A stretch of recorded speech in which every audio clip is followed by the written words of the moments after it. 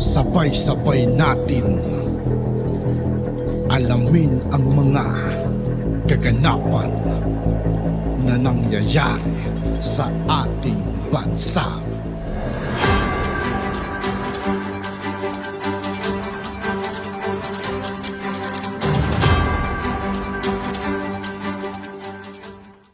Yo, what's up mga kaibigan? This is I2K po again. Ngayon nandito ulit tayo sa channel ni Banat Kapanig TV. Dito naman ulit tayo magbibigay ng komento at reaksyon. Kaya samahan nyo ako guys. Let's go! Hindi niyo po kayang tapatan yung mga ginawa ni Pangulong Duterte. Kaya nga po, ituloy niyo lang, solve na kami. Eh, ang problema, hindi niyo pala kayang ituloy. Di ba? Hindi mo kayang ituloy yung mga ginawa ni Pangulong Duterte, kaya sisiraan nyo na lang. Ganyan din ang ginawa sa tatay mo, PBBM. Ganyan ang ginawa ni Cory sa tatay mo. Inuulit mo kay Digong. Ganyan ang ginawa ng mga dilawan sa tatay mo. Walang nagawa si Cory. Siniraan lang ng 6 na taon si Apula kay Marcos. Kasi wala siyang magawa. Ayan ang tendency ng walang nagagawa, walang kakayahang gawin. Siraan na lang yung dating nakaupo. Kaya kayo po yung nasisira. Tignan niyo po yung balik ng mga tao. Sa mga survey po na sinasama yung pangalan ni Pangulong Duterte, number 1 po sa lahat ng survey ng senador. O ngayon po, akala nyo si Tulfo mananatili sa taas. Ang latest presidential survey, iniwan na po ni Sara Duterte si Tulfo. Dapat may nag-iisip sa inyo. Kayong mga naninira sa mga Duterte, huwag kayong mag-alaleni at mga pinklawan na in denial. Ano sasabihin nyo sa mga survey? Kontrolado ng mga Duterte? Eh kayo na nakaupo eh. Di po ba? Hindi po obra yun. Na lagi nyo lang idadahilan yung mga Duterte. Kayo na nakaupo. Kaya pag hindi nyo pwede sabihin na kontrolado ng Duterte ang mga survey na yan. Lahat ng survey, kontrolado na naman inuunawa eh. Mahina talaga pag intindi nyo. Pwede po ba intindihin ng mga BBM supporters yung sinasabi ko? Kung ikukumpara nyo po yung mga ginawa ni BBM kay Pangulong Duterte, talagang halos wala kayo sa kalingkingan. Kaya lang, huwag nyo nang pagyayabang sa mga Duterte na parang feeling nila walang... Yun kasi ang problema ng mga meron na gawa, di pinagmalaki na. Hindi mo nga mapagmalaki. Sige nga, ano pa yung patulan natin ha? Galit eh. Ano ba sinasabi mo? Hindi pagmalaki mo, ano ginawa? Ay, yung bigas. O nga pala, malapit na po maging 20 pesos ang bigas.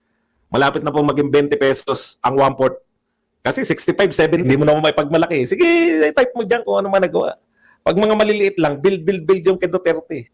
Pag nyo na kasing pagmamalaki, hindi po ba? Maliliit lang po kayo eh. Okay. Siguro yun talaga ang hindi kinaya. Yun talagang hindi nagawa ni Duterte na nagawa ni PBBM. Bumiyahe. Okay. Punta na po tayo rito, no? Ito po, nanalangin po si si Amy Marcos. Ramdam na ramdam mo yung very emotional, no? Dalawa po yung punto ng mahaba po yung panalangin niya, pero yung dalawa na lang po, no? Yung una, yung protektahan si VP Sara, no? Hindi na natin babasahin, basta yun yung laman eh. Protektahan si VP Sara at ikalawa yung protektahan nawa ninyo ang Vice Presidente, ang kagandahang taglay ng kanyang puso, pagiging matiisin, mapagpatawad at mapagkalinga. Ayan. Yan po yung sinabi niya tungkol kay Vice President Sara Duterte. Alam nyo, minsan iniisip ko, no? Marcos to eh. Kaya lang yung mga ginagawa niya, consistent eh. Consistent po si Senator Amy Marcos sa pagsuporta sa mga Duterte, no? Ito po ang malupit, yung tungkol sa kanyang kapatid. Haplusin nawa ninyo ang puso ng aking kapatid, ang Pangulo ng Pilipinas. Buksan ninyo ang kanyang mga mata at bigyan niyo siya ng kaliwanagan sa pag-iisip. Gisingin niyo po siya at ilayo sa demonyong nakapaligid sa palasyo. Eh, panay pala demonyo. Panay pala demonyo man nakapaligid sa palasyo. Wala na. Pati po yung pabahay na 1 million a year, wala na po. Hindi na po yan. Kasi ang target ngayon, 100,000 na lang hanggang 2024. Eh. Last year hanggang 2024, 100,000. So nabawasan po sa target lang po, nabawasan na po ng 95%. 5% na lang ng dating target. Okay, kasi walang pera eh. Ano ipampapatayo mo? Okay. Grabe, no? Gisingin niyo po siya at ilayo sa mga demonyong nakapaligid sa palasyo. Alam niyo na, may ideya na kayo kung sino yung tinutukoy ni Senator Amy. Alam niyo po, yung reaction ng mga loyalista, no? Hindi ko talaga maunawaan din eh. Hindi ako nang i-intriga, no? Pero tama si Senator Amy. Sinasabi niyo, loyalista kayo, no? Dapat ano na lang kayo, sabihin nyo na lang na Romualdez loyalist kayo. Kasi kahit na ano pong baliktarin nyo, hindi nyo po pwedeng itanggi na si Amy Marcos ay isang Marcos at si Tambi ay hindi Marcos kundi Romualdez. No? Ngayon, kung mas kampi pa kayo, sinasabi nyo Marcos loyalist kayo, mas kampi pa kayo sa Romualdez kaysa sa Marcos, there's something wrong. Tignan po ninyo sasabihin ninyo, wala nang ginawa. Yan kasi yung ano nila, yan yung sinasabi ng mga vloggers ngayon kay Senator Amy. Wala na raw ginawa ngayon ng kanyang ate kundi siraan si PBBM. Anong siraan si PBBM? Actually, ang tingin ko nga dyan, si Senator Amy na lang sa pamilya na yan, ang may sense. Si Senator Amy na lang sa pamilyang Marcos Romualdez, ang nag-iisip na iligtas yung kanilang pamilya. Hindi nyo ba naintindihan? Tignan yung panalangin niya, hindi niya naman sinusumpa yung Pangulo ng Pilipinas. Gusto niyang magising. Dahil napapaligiran ng mga demonyo. No? Actually, hindi niya po binibira sa PBBM kahit kailan. Yan nga po dyan ako nagdadalawang isip ng pagsuporta kay Senator Amy. Kasi never niya na binanatan talaga si PBBM. Lagi ang banat niya rito kay ano. Ang banat niya. Kaya siya lang po yung nagpoprotekta sa pamilya, sa pangalang Marcos. Hindi kayong mga Marcos loyalists. Hindi naman kay Marcos din eh. Alam niyo kung bakit si Amy ganyan? Naranasan niya yung people power sila. Naintindihan niyo? Naranasan nila kung paano palayasin sa palasyo. Tapos Duterte pa. Kumpara niyo kay Cory at kumpara niyo po yung suportan. Solid po ang suporta ng mga Duterte. Bibihira po yung mga Duterte supporter. Pero na lang talaga yung mga mukhang salapi. Duterte. Yung iba naman dyan, hindi naman talaga Duterte. Nag-Duterte lang dahil alam mo na. Alam nyo, hindi po natin kinikilala yung bansa po natin. Kahit pa po panahon ng tatay ni Marcos, pinagluloko nyo sarili nyo. United Nations po yung One China policy, hindi po Pilipinas. United Nations. Kung hindi nyo po naintindihan yung United Nations, wala tayong magagawa. Tsaka hindi po umubra yung pro-China nyo. Kung umubra yan, di durug-durug na sa survey si Sara Duterte. Dapat kasi, nag-ano kayo, nagbabago, para kayong, alam nyo, para na talaga kayong dilawan. Hindi na nga umuubra yung dati nilang ginawa. Itinuloy nyo pa. Sa totoo lang, 6 na taon siniraan si Duterte. Kung marunong mag-isip yung mga dilawan, 2019, na zero sila. No? Na zero sila, 2019. Yung 8 diretso nila, zero. 0 diretso. Kung sila marunong mag-isip, hindi pala uubra sa mga Duterte yung siraan sila kasi tayo na si zero. Kung marunong sila mag-isip, hindi marunong mag-isip.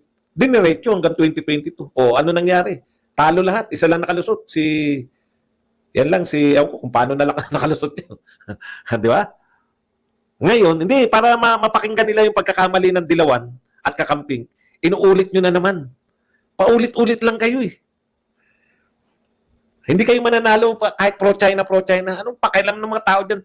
Pro-China ang pinagsabi nyo. Lahat ng gamit namin made in China. Tatakwil natin.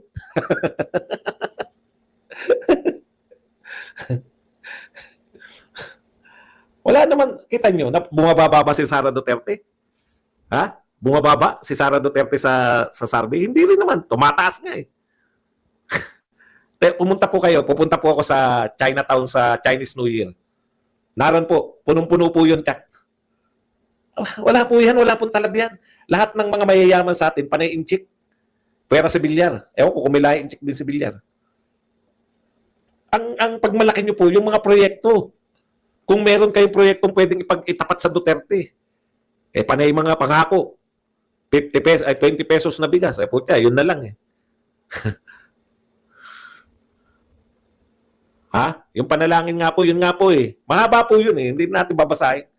Yung panalangin po niya, yun nga, protektahan si Sara Duterte at sana magising ang kanyang kapatid. Sabi ni Abe, mga anti-PI daw po ay anti-mamamayan. Talagang mahina ko kote ni Abe, no? Ngayon ko lang patunayan na mahina ko. Mahina ko kote.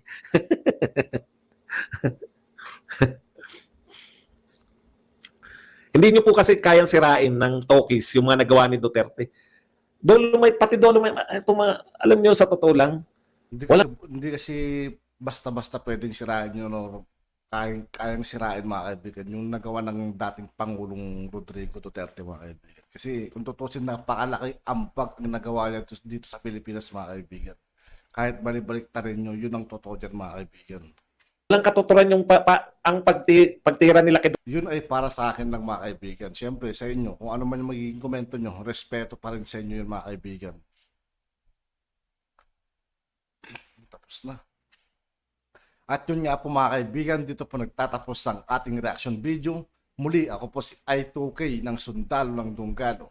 Maraming salamat sa patuloy na pagsuporta. Yeah, peace out.